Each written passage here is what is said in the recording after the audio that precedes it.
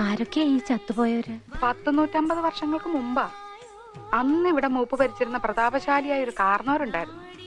ആ കാർന്നവര് തഞ്ചാവൂരിൽ നിന്നങ്ങാണ്ട് ഒരു നൃത്തക്കാരിയെ മേഡമെ കൊണ്ടുവന്ന് താമസിപ്പിച്ചു. നാഗവല്ലി എന്നായിരുന്നു ആ തമിഴത്തിയുടെ പേര്. തമിഴത്തി വേറൊരാളുമായിട്ട് സ്നേഹത്തിലായിരുന്നു. രാമനാഥന്റെ പേരുള്ള ഒരു നൃത്തക്കാരനുമായിട്ട്.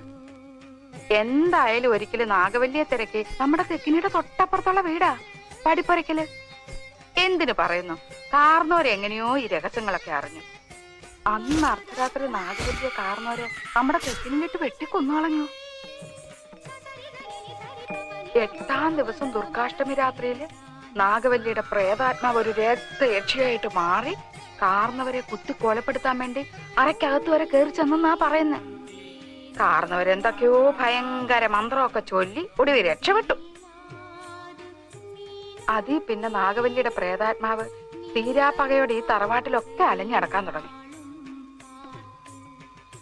പിന്നെ ആലപ്പാറ പോറ്റിമാര് വന്ന് 61 ദിവസം മാന്ത്രിക ക്രിയകളൊക്കെ നടത്തിയിട്ടാ തമിഴത്തിയുടെ ആത്മാവിനെ ആ തെക്കിനി ബന്ധിച്ചത്.